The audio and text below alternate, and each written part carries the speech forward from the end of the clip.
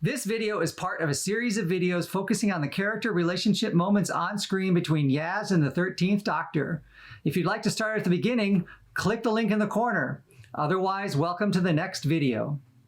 The next 3 episodes in Season 11 don't have many Dr. Yaz moments on screen. All 3 are credited to guest writers. The showrunner does not receive any on-screen writing credit, but is listed on IMDb as co-author. My guess is that he was much more hands-off with these episodes, but hands-on enough, just enough, to drop a few breadcrumbs on the trail to this growing relationship.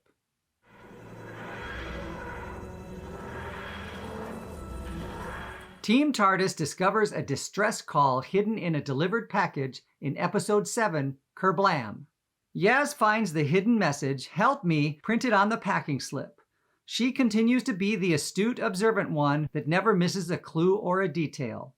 Kira and Charlie, 2 new characters who work in the Kerblam factory, each have a secret crush on the other, and they have a socially awkward mating dance in progress.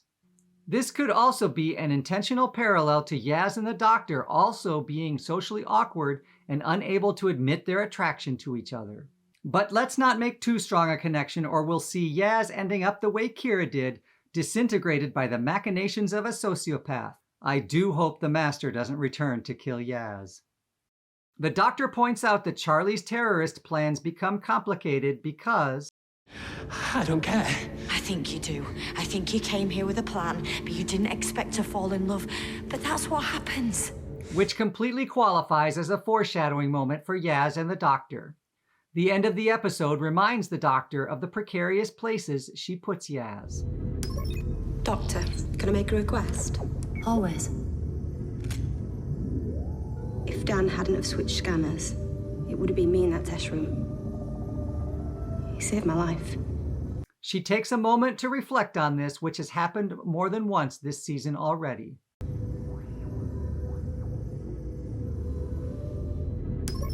Doctor, can I make a request? Always.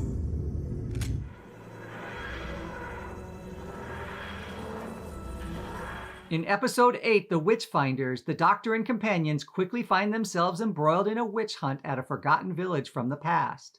Yaz goes off on her own, volunteering to look after Willa. We're gonna find out what happened and how we can make a stop. And that hole looks like the best place to start. Not the only place. I want to find that girl who's just lost her gran. We'll deal with her ladyship if you go do some family liaison. I'll meet you in a bit. Hopefully by then I'll be a bit dry. By now, Yaz has full confidence in herself and her abilities, that she can help in some way, even though she doesn't know what she will encounter or how she will address it. Willie! Get away from it!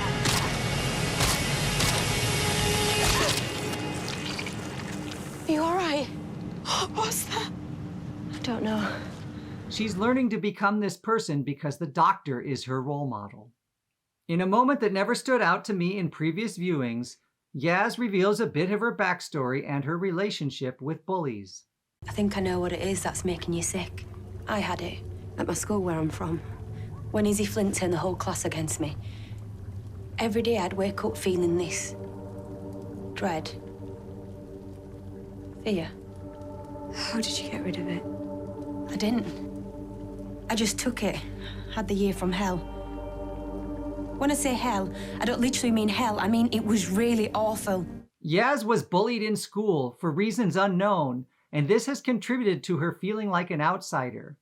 Remember how her father and sister remarked that she has no friends?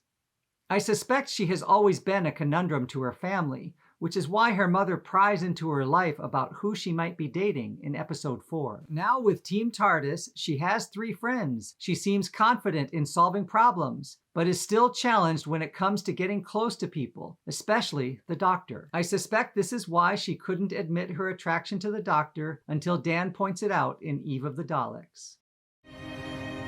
How do you know these things? I know, because we're all the same. We want certainty, security, to believe that people are evil or heroic, but that's not how people are. You want to know the secrets of existence? Start with the mysteries of the heart. The Doctor is trying to divert King James' attention away from the witch hunt towards something more grounded and less conspiracy theory driven. She's also unconsciously telling herself to look more closely at the mysteries of the heart. A girl called Izzy Flint bullied my friend Yaz, so no one would pick on Izzy. That's what you're doing. Pointing the finger at other people so no one points it at you. But what I don't know is, why? What are you hiding, Becca? The Doctor listens and remembers this detail about Yaz that was only just mentioned earlier. This shows that she is paying more attention to Yaz than to the others. Yaz was bullied. The Doctor dislikes bullies. Don't like bullies, don't like conspiracies, don't like people being in danger, and there's a flavor of all three here. Yaz dealt with her past experience with bullies and grew from it, using it as a position of power as an adult.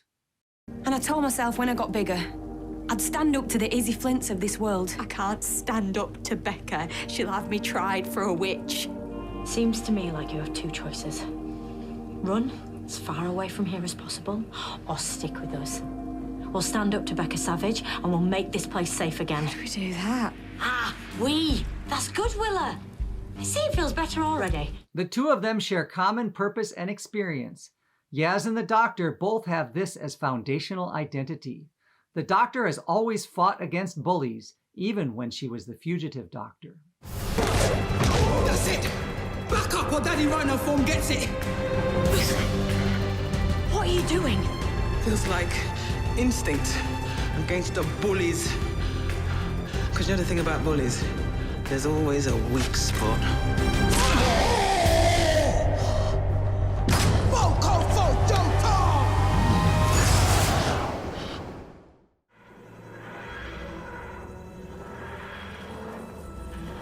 Episode 9, It Takes You Away, is mostly an episode highlighting quirky character moments. Graham's right. For all we know, he took Eric.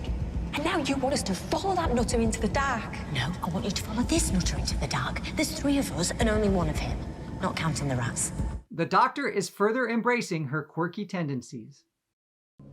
All right, no need to panic.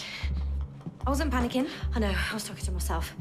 Because all this is very wrong. Yaz remains grounded. The Doctor is stressed. She babbles to herself without restraint in front of Yaz. This is another moment of intimate honesty between the two. I wonder when the Doctor begins withholding this kind of honesty. Definitely after the Master reemerges in season 12. Why has the Solitract copied your world, including Grace and Trina, and built a doorway to our universe? When you put it like that, it sounds like a trap. Yaz is showing herself to be the most astute companion, almost as aware of every nuance as the Doctor. I need to get this open and get Graham and Eric out of here. Oh, it won't budge. It must be controlled by the Solitract. Oh, and I can't force it with the Sonic like before because it's clever and it's adapting. What if you do something it hasn't dealt with before? Like reverse the polarity or something? Yaz is totally ingratiating herself with the Doctor. Yes, we can. You speak my language. This moment is even more significant if 13 has never said those words in front of Yaz. That would make this moment a powerful one of intimacy, empathy, and connection, a moment of pure synchronicity. I reversed the polarity of the neutron flow. I just reversed the polarity. If I reverse the polarity of the neutron flow... I've reversed the polarity of the neutron flow. Really shouldn't take that long just to reverse the polarity. Reverse the polarity? We're both reversing the polarity. Yes, I know that. There's 2 of us. I'm reversing it, you're reversing it back again. We're confusing the polarity. Reversing the polarity of the neutron flow. Yes, we can. You speak my language. Toward the end, the Doctor has a conversation with the Solitract that could very well be mirrored in future moments between Yaz and the Doctor. You may want us to be together, but it's not working. It can never work. You're lying to me because you want to leave. No, I'm your friend. But friends help each other face up to their problems, not avoid them. Like in Demons of the Punjab, I don't want it to end like this, but it's a distinct possibility. I miss you. I miss it all so much. I know. But if you do this, I promise you and I will be friends forever. You have to let me go. Or it could go like this. Shame. Made a new friend. A whole conscious universe. Then had to say goodbye.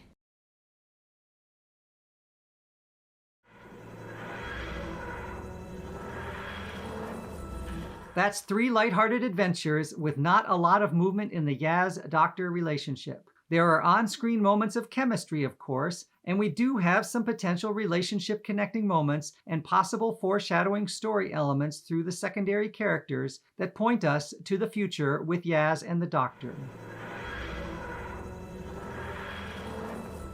Bubble Wrap appears in Kerblam, and that has a special significance to Doctor Who history. It features more prominently in Kerblam than it did in The Mummy on the Orient Express, where it was a throwaway moment about Bubble Wrap in the mummy enclosure. Whenever Bubble Wrap appears in modern Who, it's also filled with memories of the Ark in Space from 1975, when Bubble Wrap was not a ubiquitous household product, but a cutting-edge material that could be used to make alien monsters.